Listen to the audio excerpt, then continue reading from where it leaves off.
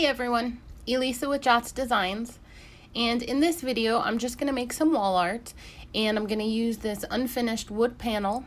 It's a 12 by 12 inch wood cradle board, and I'm going to first paint it black, and you can use this apple barrel acrylic paint, or you can grab some house paint. I've got this Behr paint and primer in one.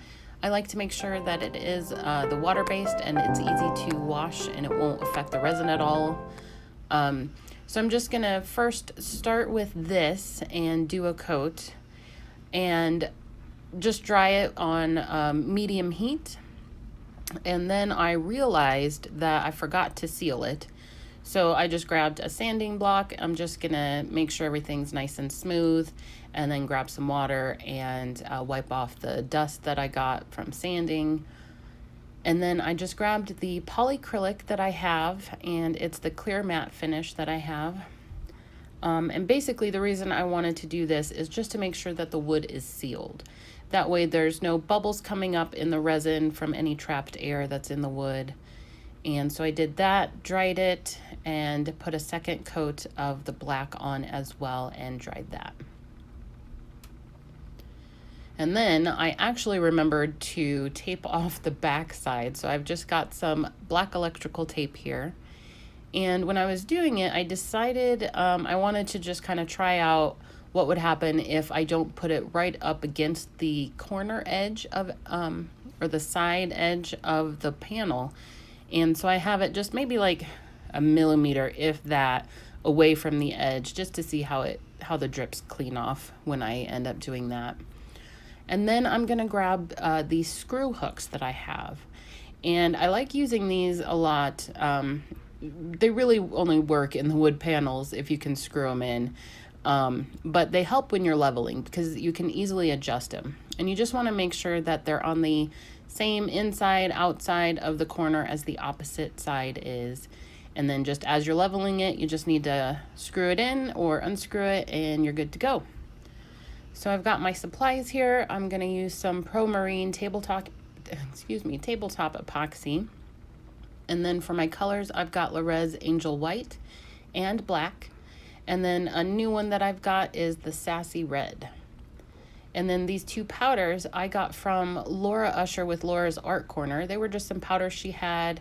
So I grabbed the copper and kind of a bronze color as well. And I'm sorry I don't have links for these, but links for the rest of the products and some of the tools I like to use and the cradle board are down below. So definitely check those out. So I'm just gonna get all my colors mixed up here. And I like to, most of the time, add the powder on top of the resin. That way I just make sure I have the right ratio and transparency that I want. So usually if I do that, I'll just slowly start to fold it in and just kind of drag it through the resin to make sure that when I start stirring it, I'm not gonna get any puffs of powder coming out and it's not gonna get everywhere. So I'm just gonna finish mixing this one in and then get the copper one going as well.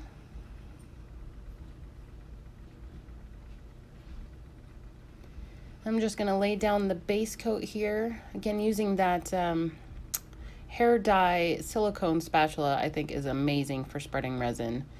And I decided I wanted to do a swipe. So I grabbed some Stone Coat black base coat, or black base tint, sorry, and added that in.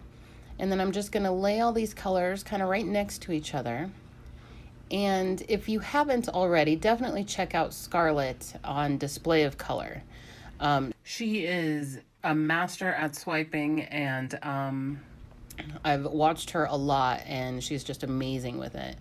So check out her channel, and if you really want to know how to swipe, watch her, not me, because this is not the best that I've ever done. Well, it's best I've actually ever done, but it's hopefully not the best I will ever do with swiping. But I've got the paper that I'm using here is just some freezer paper. I have a huge roll of it, and that's what I have underneath my pieces usually to catch the resin and protect my surface. So I'm just cutting pieces of that and swiping. So you want to lay it down maybe only about 1/4 of an inch touching the resin and slowly and lightly drag it along. And the biggest thing is with the base tint, you want your colors to go over the base tint. So the base tint will always kind of be on the outside, and then you drag your colors over it, and that's what is causing the cells.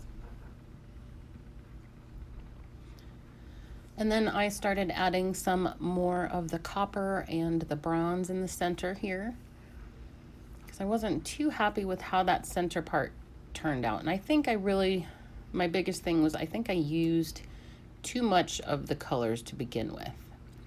And I started adding some clear, hopefully giving some extra dimension would help. And I still wasn't too happy with that either.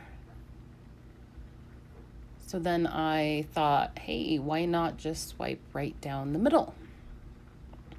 And so I grabbed another piece of paper and did that, and was not happy with that either. So then I decided to start over. So I poured more of the black and the red and the white and the bronze and the copper and some clear, and started swiping again.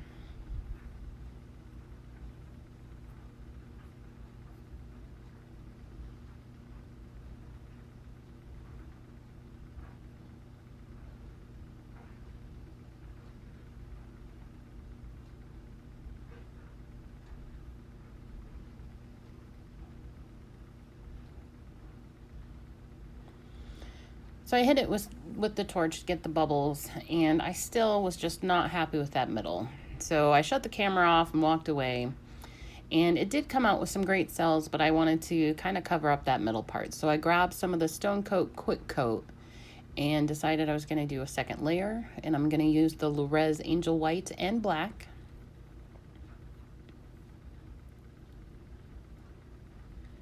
And then also the Deep Ocean Green and Cool Mint. I wanted to get the greens playing off the red there.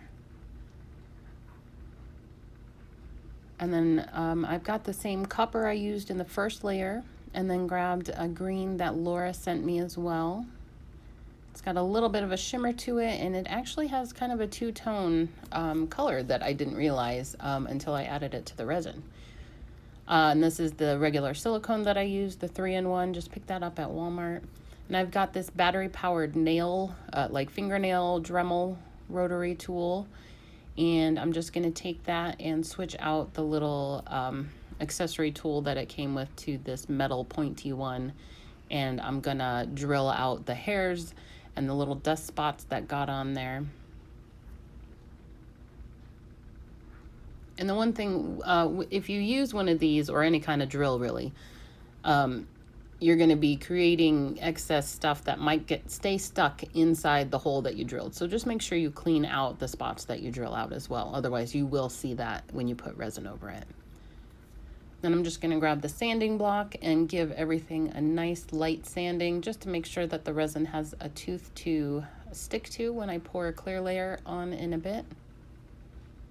Wipe it down with some alcohol, and then I'm going to get all my colors set up. Since this resin only has about a 15-minute working time, I want to make sure that I utilize as much of it as possible, so I'm just going to get everything set up first. And then I'm going to measure it out and start my 15-minute timer.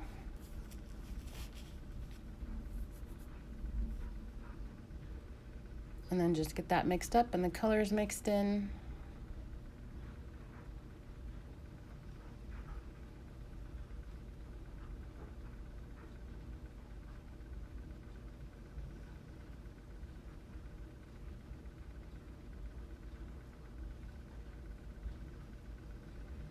And I'm gonna start with the black as the base here, basically. And I'm just gonna take that and spread it out just a little bit, give it a little bit more coverage there.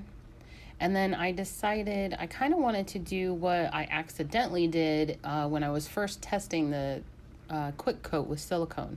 So I made up some more of the Cool Mint, and I'm gonna add some silicone to this, and it's gonna be the first color that I put down. And then this, actually with the silicone in it, it helps break up the edges with the cells and just kind of feathers it out. Then I don't have to worry about dealing with that, since there's such a quick work time, or short work time, I guess. Then I'm just gonna put all the colors out on top of each other and squiggle a little bit here and there just to give a little bit of extra dimension when the silicone goes in. And I'm just going to take a toothpick, dip it in the silicone oil, and then dab it down onto the piece here, just basically where I want those cells to be. And then as you can see, the 15-minute timer just ended, and I'm still going because I can still play with it's still workable, but it's definitely starting to harden a little bit. And I wanted to soften up the edge of the black a little bit, but it did not want to move. So I ended up adding some more of that copper just along the edge, just to kind of soften that black edge. And then I was pouring more into a mold, and as you can see, it's already solidifying just a little bit in the cup there. So I wasn't able to utilize all of it, but that's okay. I wasn't really expecting to.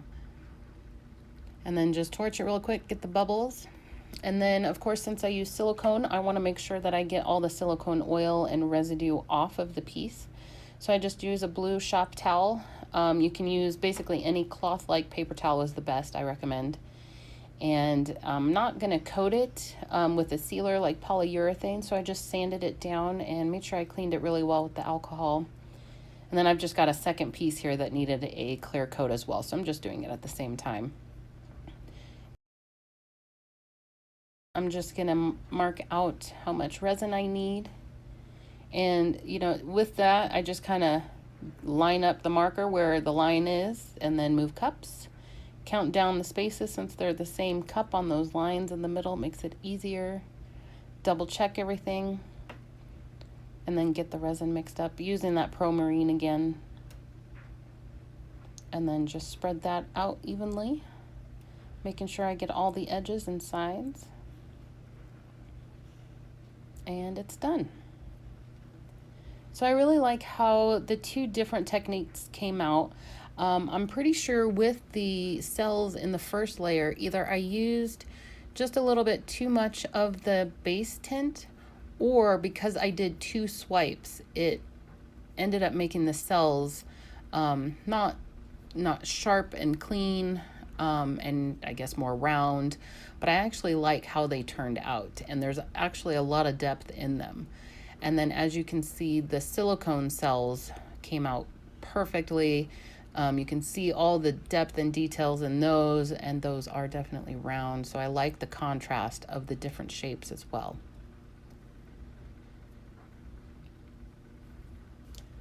So let me know what you guys think. Let me know if you have any questions down in the comments. Let me know if you like these two different techniques together. I actually like how it turned out. But don't forget to give the video a thumbs up and hit that subscribe button if you're not already subscribed to my channel. And check out the links for the products below, and then also links to support my channel are down there as well. And I really appreciate you guys for watching, and I'll see you next time.